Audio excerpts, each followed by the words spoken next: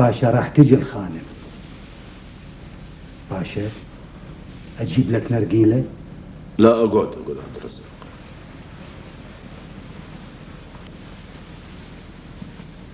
اريدك تسمع الحكي مالي ويا الخاتون. حاضر باشا. عبد الرزاق، ما تعرف شي عن ابن اخويا عاكف وين صار؟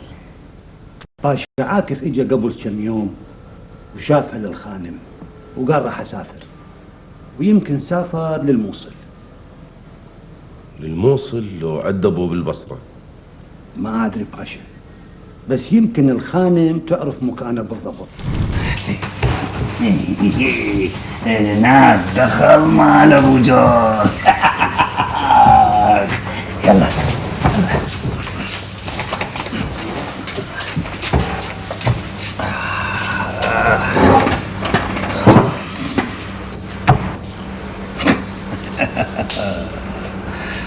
كم ربع دينار بربع دينار اخذت مني حتى تسقيني عرق هبهب؟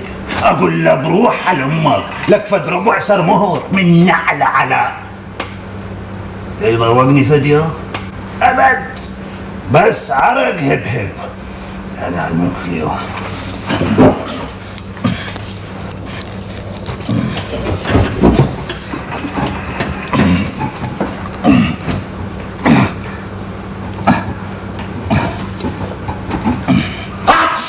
قاونج شوف شوف فززني هذا لازم دخن المخبل.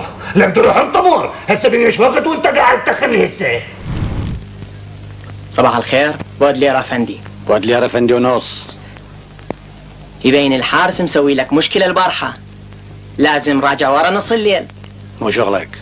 اقول ليش ما تاخذ لك غرفة فت فندق وترتاح؟ شو مكلب بالجريدة؟ بابا الجريدة أهم بيتي وأم حمامي. اني ما شايف هيجي بودلير مخربط. بابا الكشخة ما توقع لي، لو ادور كشخة كان هسه من زمان لو بالحبس لو بالمقبرة. عجبا، البارحة اكتفيت بالربع، لو هم اخذت لك ربع سفري. بفلوسي. فلوسك؟ لو فلوس الغير. قايل لك فد يوم انطيني فلس. اللي ينطوك يعتقدون انت شاعر عبقري جينيوس. انا ما اعترف بيك. يحكي وياك اذا ابوك وزير سابق سيارة توديك وسيارة تجيبك. ابو شاكر. نعم عمي ابو الازهر. تعال. نعم عمي. اسمع. نعم. تروح للمستشفى. اشوف ام داوود. خليني اكمل. نعم. تروح للمستشفى وكأنه ما تعرف بالشيء اللي صار. نعم. بلا نعم ونعم، اسكت واسمعني. نعم. تروح لهناك وتشوف سليمة ايش قالت عن الحالة اللي صارت. ذكرت اسمي لو افتهمت.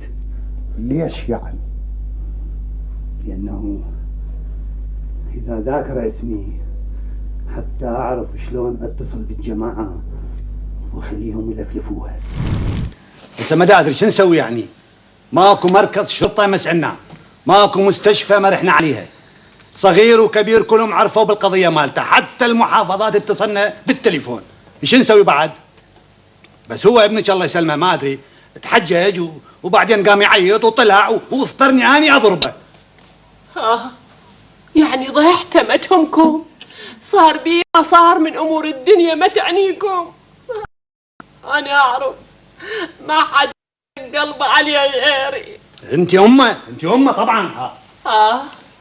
واني وحدي اللي ربيته وكبرته وسويته رجال مو. يا زعاد رديفه الله يخليك، يا زعاد بلا لوم. انا اقول لك فتح شاي سرحان يرجع. شوف محمود، ترى السفينه يراد لها قبطان واحد، من يصيرون اثنين تغرق، وهذا البيت يراد له راس كبير يستشيروه، مو مثل ولدك كل واحد دا يمشي على هواه. يا سقابلهم وجهال يا شعبان، ولد كبراو زلم صاروا كل واحد شاربه هالمتنه، غير يعرفون شلون يصرفون. مو واحدهم يوقفوا بوجه بس عايزهم مسدسات. انا اقول لك المشكله ترى بعد ما انتهت، بعدها بولها هسه انت دق رجل وصير ويا الحق، مو انت قاعد والميدة يمشي من جوا رجليك. والله شو بدي اقول لك، هذا فاهم امك كل شيء ما يفيد وياهم، لا دق رجل وحتى لو ادق شوبي، كل شيء ما يفيد وياهم. ما تقول لي انا شو اسوي؟ انا اقول لك شو تسوي، اوقف ويا رحاب. رحاب ما تريد تتزوج هذا، وشي يصير بالبيت خليه يصير. شكرا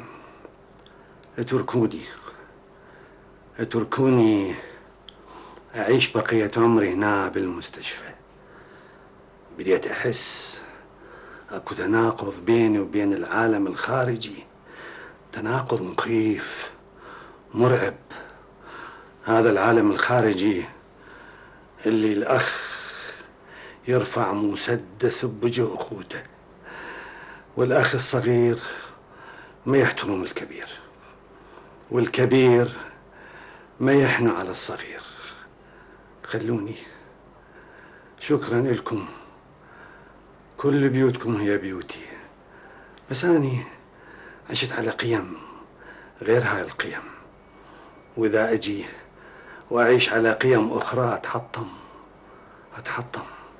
وبصراحة أحسن بيت إلي أسكن بيه هو القبر. القبر.